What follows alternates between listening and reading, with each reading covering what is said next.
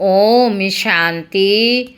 ओम शांति। आज 13 अप्रैल 2026 आज की साकार मुरली के अनमोल मधुर महावाक्य सुनेंगे। मीठे मीठे बाबा के मीठे बच्चे, अभी तुम ऐसी दुनिया के मालिक बनते हो जहाँ कोई हद नहीं। योग बल से सारे विश्व की राजाई लेना यह भी वंडर है।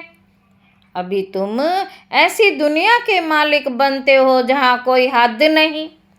योग बल से सारे विश्व की राजाई लेना यह भी वंडर है। प्रश्न है, ड्रामा के किस बंधन में बाप भी बंधा हुआ है? ड्रामा के किस बंधन में बाप भी बंधा हुआ है?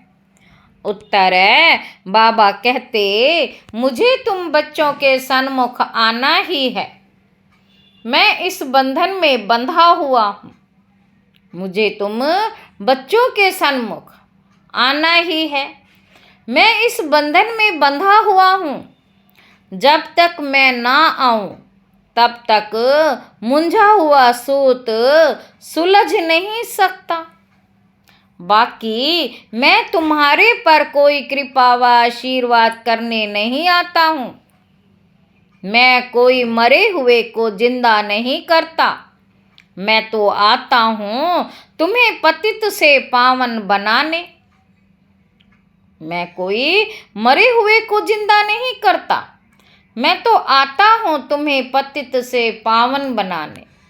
गीत है, तुम्हें पाके हमने जहाँ पा लिया। ओम शांति। गीत के अक्षर सुन करके तुम बच्चों के रोमांच खड़े हो जाने चाहिए, क्योंकि सन्मुख बैठे हैं। सारी दुनिया में भल कितने भी विद्वान पंडित आचार्य हैं, कोई भी मनुष्य मात्र को ये पता नहीं कि बेहद का बाप हर 5000 वर्ष के बाद आते हैं।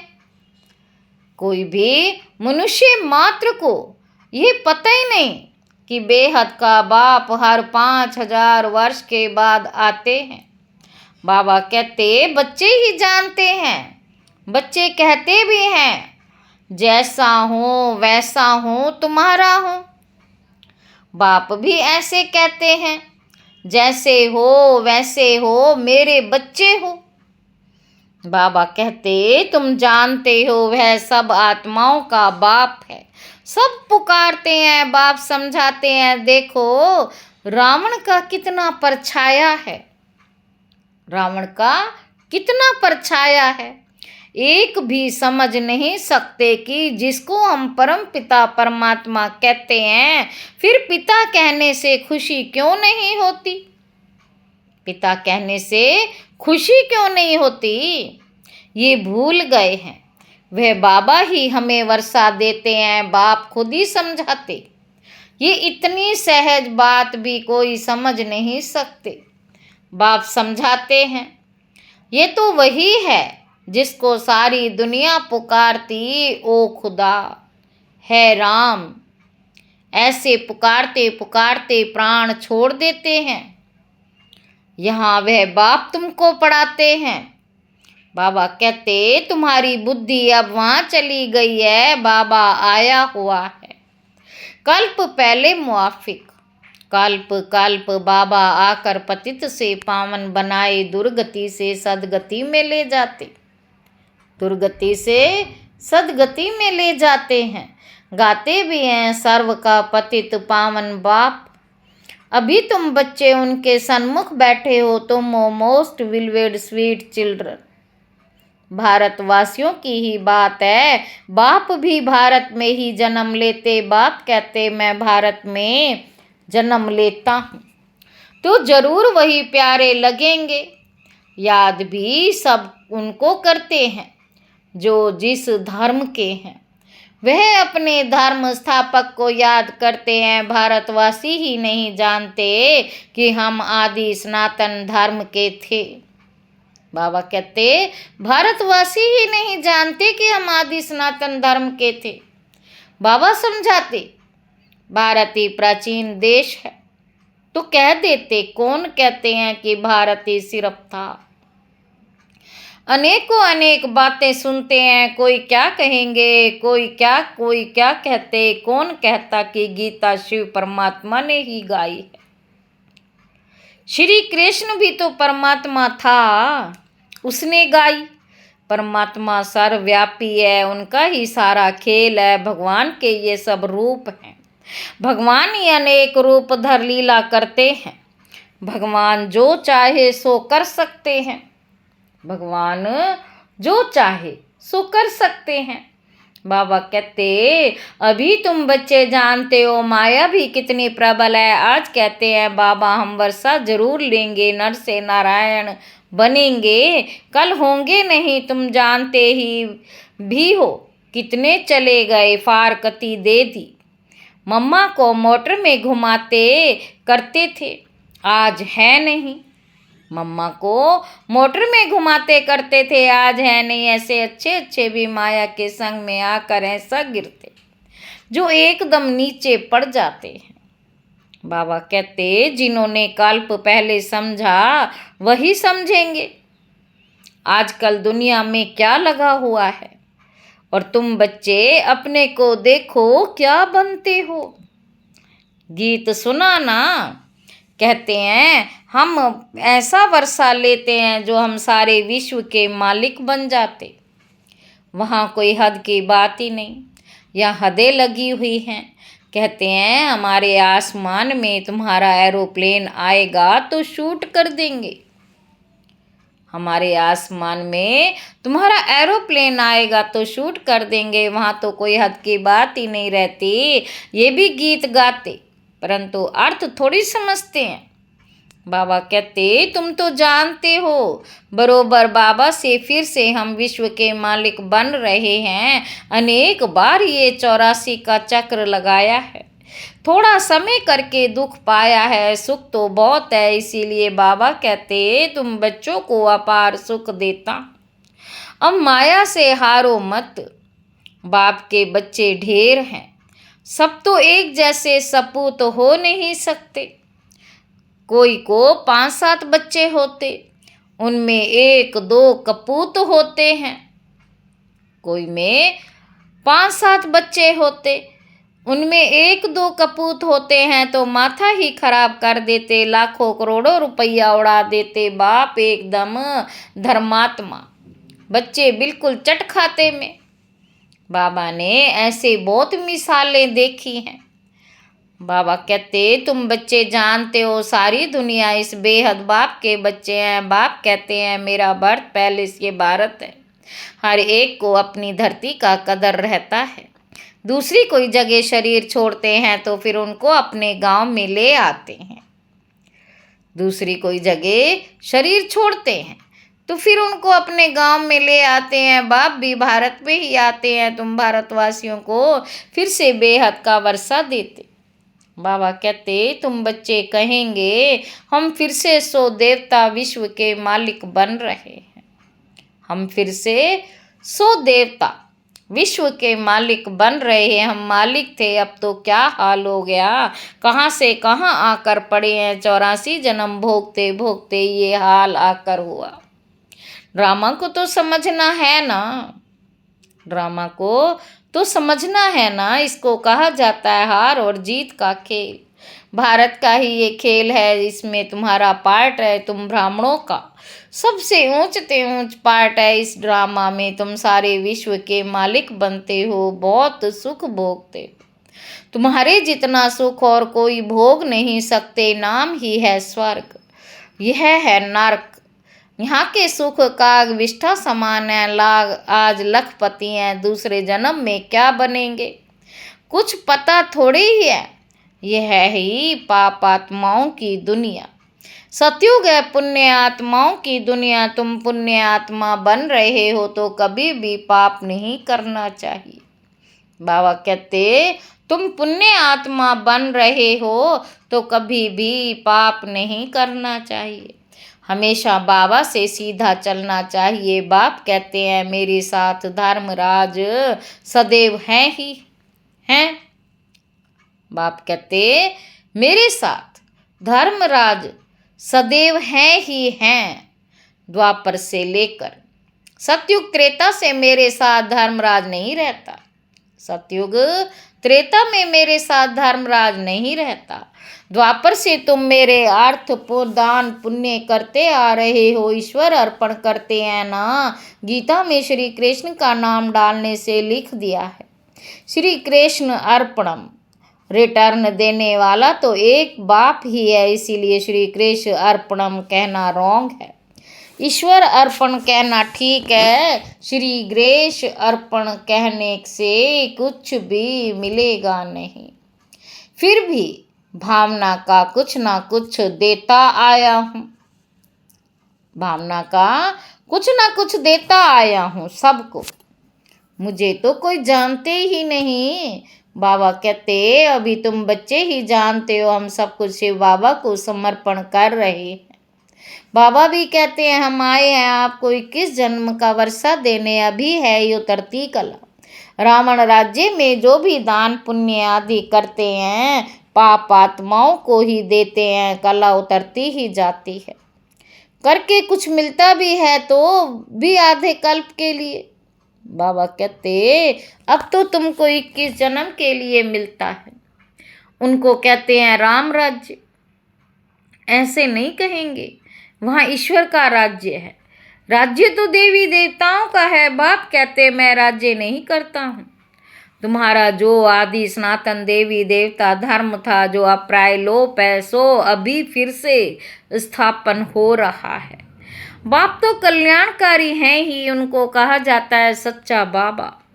बाप तो हैं ही कल्याणकारी, उनको कहा जाता है सच्चा बाबा। बाबा कहते परंतु तुम्हारे ये मुख्य चित्र हैं, ज्ञान तो प्राय लोप हो चुका है। बाबा कहते शास्त्रों में तो बाबा ने समझाया, शास्त्रों में तो कल्प की आयु लाखों वर्ष लिख दी है। तुम कि जगर कल्याणकारी बाबा हो, तुमको सच नॉलेज दे रहे हैं। अपनी और रचना के आदि मध्य अंत के बाबा तुमको बेहद की हिस्ट्री ज्योग्राफी सुनाते। कितनी जबरदस्त कमाई है। तुम चक्रवर्ती राजा बनते हो, उन्होंने फिर वह हिंसा का चक्र दे दिया। असूल ये है ज्ञान का चक्र। परंतु ये ज्ञान तो प्राय लोप हो जाता है। तुम्हारे ये मुख्य चित्र हैं, एक तरफ त्रिमूर्ति, दूसरी तरफ झाड़ और चक्र। बाबा ने समझाया है, शास्त्रों में तो कल्प की आयु लाखों वर्ष लिख दी। सारा सूत ही मूंझा हुआ है।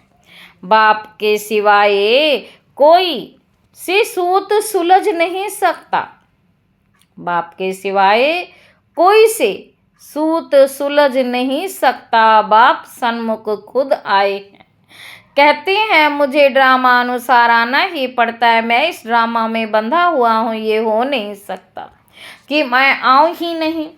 ऐसे भी नहीं कि आकर मरे हुए को जिंदा कर दूं या कोई को बीमारी से छुड़ा दूं। बहुत बच्चे कहते बाबा हमारे पर कृपा करो, लेकिन यहाँ कृपा आदि की बात ही नहीं है।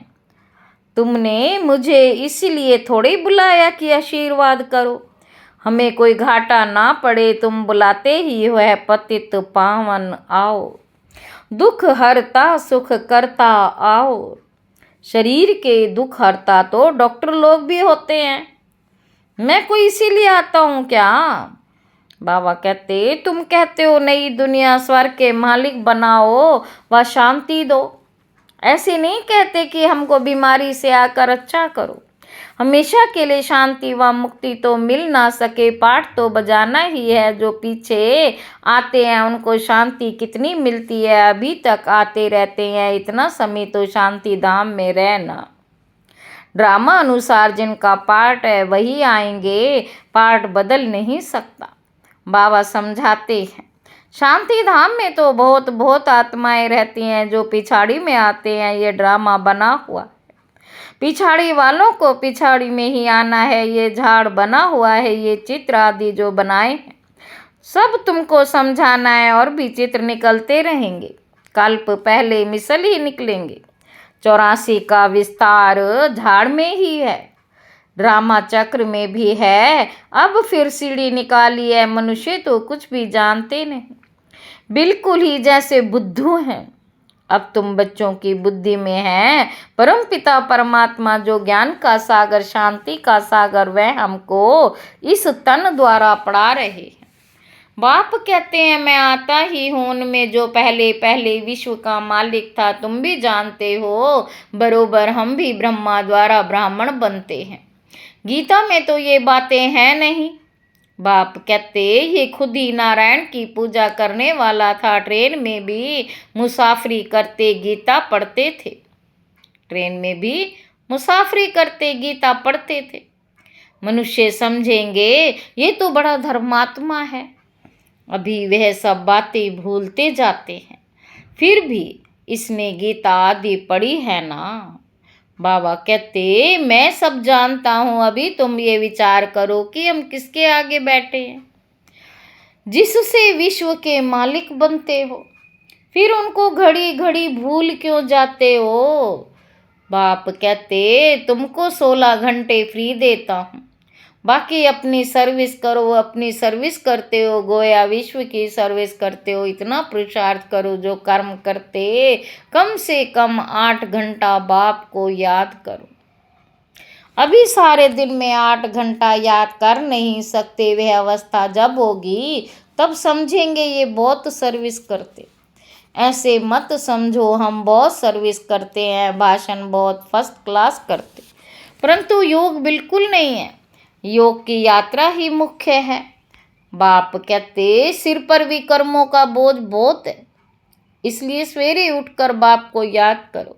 2 से 5 तक है फर्स्ट क्लास वायुमंडल। आत्मा रात को आत्म अभिमानी बन जाती, जिसको नींद कहा जाता है। इसीलिए बाप कहते जितना हो सके बाप को याद करो। अब बाप कहते हैं मन मना भव, यह है चढ़ती कला का मंत्र। ये है चढ़ती कला का मंत्र।